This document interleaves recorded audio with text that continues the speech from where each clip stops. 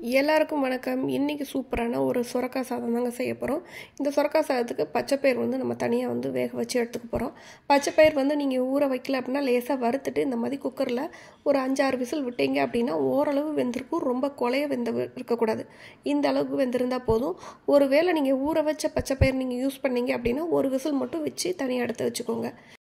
இப்போ ஒரு மிக்ஸி ஜாரில் ஒரு 10லேருந்து 15 சின்ன வெங்காயம் நான் உரிச்சிட்டு அதை மிக்ஸி ஜாரில் போட்டு லைட்டாக விப்பரில் போட்டு எடுத்துக்கிறேன். இதை ரொம்ப கிரைண்ட் பண்ணக்கூடாது. அப்படி இல்லைன்னா உங்ககிட்ட அம்மி இருந்ததுன்னா லைட்டாக நச்ச மாதிரி போட்டுக்கலாம். இல்லைன்னா இடிக்கிற கல்லில் இடித்து கூட நீங்கள் சேர்த்துக்கலாம். இந்த மாதிரி போடும்போது தான் இந்த சாப்பாடுக்கு நல்லா டேஸ்ட்டாக இருக்கும். ஸோ அதனால் இந்த மாதிரி நீங்கள் இடித்து வச்சுட்டு நீங்கள் தனியாக ஒரு பாத்திரத்துக்கு மாற்றிடுங்க. இப்போ மறுபடியும் மிக்ஸி ஜார் எடுத்துகிட்டு அதில் 1 ஸ்பூன் அளவுக்கு சீரகம், 1/2 ஸ்பூன் மிளகு, ஒரு கைப்பிடி அளவுக்கு பூண்டு, கொஞ்சம் கருவேப்பிலை. இதை ரசம்லாம் நம்ம அரைப்போம் இல்லையா, அந்த மாதிரி குறை அரைச்சி தனியாக எடுத்து வச்சுக்கோங்க. இப்போது குக்கர் வச்சிடலாம் அடுப்பில். நான் டேரெக்டாக குக்கரில் தான் நான் செய்ய போகிறேன். ஸோ குக்கரில் தேவையான அளவு ஆயில் ஊற்றிக்கலாம். ஆயில் ஊற்றிட்டு கடுகு போட்டுக்கோங்க. கடுகு நல்லா வெடிக்கட்டும். கொஞ்சம் உளுந்தம்பருப்பு நீங்கள் சேர்த்துக்கலாம். கடுகு உளுந்து போட்டதுக்கப்புறமா 1 ஸ்பூன் அளவுக்கு கடலைப்பருப்பும் போட்டுக்கலாம். இந்த கடலைப்பருப்பு நடுவில் கடிப்படுறப்போ உங்களுக்கு கொஞ்சம் நல்லாயிருக்கும். வேணும்னா நீங்கள் ஒரு கைப்பிடி அளவுக்கு கூட நீங்கள் சேர்த்துக்கலாம். அந்த நடுவில் அந்த புளியோதரைக்கெல்லாம் நம்ம அங்கங்கே கடலை வரும் இல்லையா, அந்த மாதிரி போடணுன்னா கூட நிறைய போட்டுக்கலாம், நல்லா தான் இருக்கும். இப்போ கடலைப்பருப்பு ஓரளவு நல்லா செவந்து வந்துருச்சு. இப்போது மறுபடியும் இன்னொரு கைப்பிடி அளவுக்கு பூண்டு உரிச்சிட்டு அதை அப்படியே நான் இந்த குக்கரில் ஆட் பண்ணிக்கிறேன்.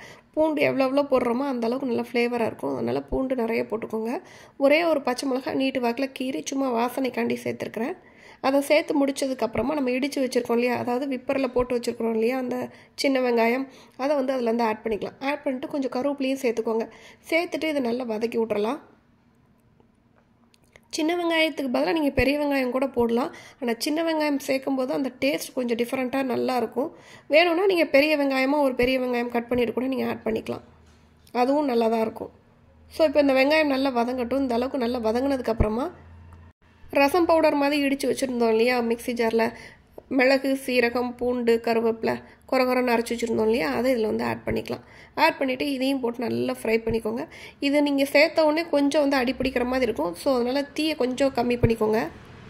இதோட பச்சை வாடை போகிற வரைக்கும் நல்லா வதக்கி விட்டுக்கலாம். வதக்கி விட்டுட்டு ஒரு மீடியம் சைஸ் தக்காளி பழம் ஆட் பண்ணிக்கிறேன். அதையும் குட்டியை கட் பண்ணிவிட்டு இதோட சேர்த்து ஆட் பண்ணிக்கலாம். இது நல்லா கொஞ்சம் ஒரு மாதிரி வதங்கி வந்ததுக்கப்புறமா இதுக்கு தேவையான மசாலா பொடியெல்லாம் நம்ம சேர்த்துக்கலாம். இப்போ இந்த அளவுக்கு வதங்கினதுக்கப்புறமா கொஞ்சமாக மஞ்சள் தூள், 1 ஸ்பூன் அளவுக்கு மிளகாய் தூள் சேர்த்துருக்குறேன். நீங்கள் மிளகாய் தூள் சேர்த்ததுக்கப்புறமா குழம்பு மிளகாய் தூள் நான் ஆட் பண்ணுறேன். இன்றைக்கி குழம்பு மிளகாய் தூள் ஒருவேளை உங்கள்கிட்ட இல்லைன்னா தனியாத்தூள் சேர்த்துக்கலாம். மிளகாய்த்தூளுக்கு அப்புறம் 2 ஸ்பூன் நான் குழம்பு மிளகாய்த்தூள் சேர்த்துருக்குறேன். அதுக்கு பதிலாக நீங்கள் 2 ஸ்பூன் மல்லித்தூள் கூட சேர்த்துக்கலாம். காரம் வேணும்னா அது 1 ஸ்பூன் இது 1 ஸ்பூன் அந்த மாதிரி நீங்கள் கணக்கு பண்ணி போட்டுக்கலாம். சேர்த்துட்டு உப்பு தேவையான அளவு சேர்த்துக்கலாம். சேர்த்து நல்லா வதக்கிக்கோங்க. பொடியெல்லாம் சேர்த்தாச்சு. கண்டிப்பாக அடுப்பை சிம்மில் வச்சுக்கோங்க. இல்லைன்னா மசாலா பொடியெல்லாம் டக்குன்னு கரிஞ்சு போயிடும். ஸோ சிம்மில் வச்சு நல்லா வதக்கிட்டு நம்ம நறுக்கி வச்சுருக்கிற சுரக்காய் ஆட் பண்ணிக்கலாம். சுரக்காய் ஸ்கின் பீல் பண்ணிவிட்டு நடுவில் இருக்க சீடு பகுதியை எடுத்துகிட்டு நான் குட்டி குட்டியாக கட் பண்ணி வச்சுருக்கிறேன். அதை சேர்த்துக்கலாம். சுரக்காவோட அளவுமே நீங்கள் நிறைய போட்டிங்க அப்படின்னா ரொம்ப நீர்த்து புணமாக இருக்கும். ஸோ கொஞ்சமாக சுரக்காய் சேர்த்துக்கோங்க.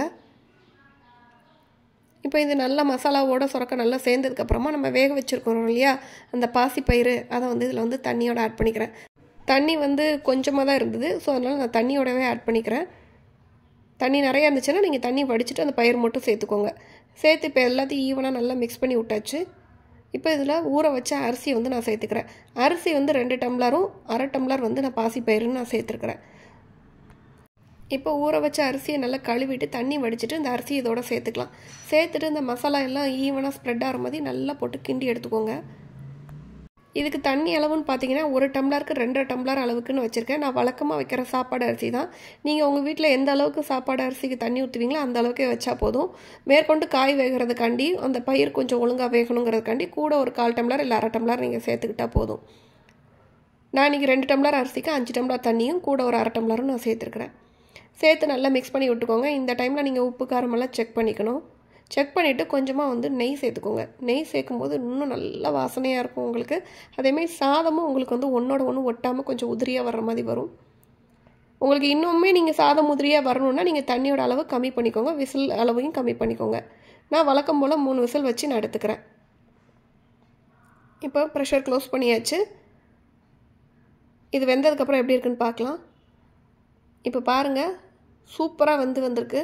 நல்லா பொலன்னு அவ்வளோ அருமையாக வந்திருக்குங்க. பார்த்தாலே உங்களுக்கு தெரியும்னு நினைக்கிறேன். லஞ்ச் பாக்ஸுக்கெலாம் ஒரு அருமையான ரெசிபி. காயே சாப்பிடாத குழந்தைங்களுக்கு இந்த மாதிரி செஞ்சு கொடுங்க, கண்டிப்பாக பிரியப்பட்டு சாப்பிடுவாங்க. டிஃப்ரெண்ட்டான டேஸ்ட்டில் இருக்கும். எப்போவுமே அரிசி பருப்பு சாதமே நம்ம செய்கிறதுக்கு பதிலாக இந்த மாதிரி காயும் பயிருமா நல்லா சேர்த்து கிடைக்கும்போது இதில் சத்து இன்னுமே நிறைய இருக்குது. சூப்பரான இந்த ரெசிபி நீங்களும் உங்கள் வீட்டில் ட்ரை பண்ணி பாருங்கள். ட்ரை பண்ணி எப்படி வந்துச்சுன்னு சொல்லுங்கள். பிடிச்சதை நம்ம சேனலை சப்ஸ்கிரைப் பண்ணிக்கோங்க. தேங்க்ஸ் ஃபார் வாட்சிங்.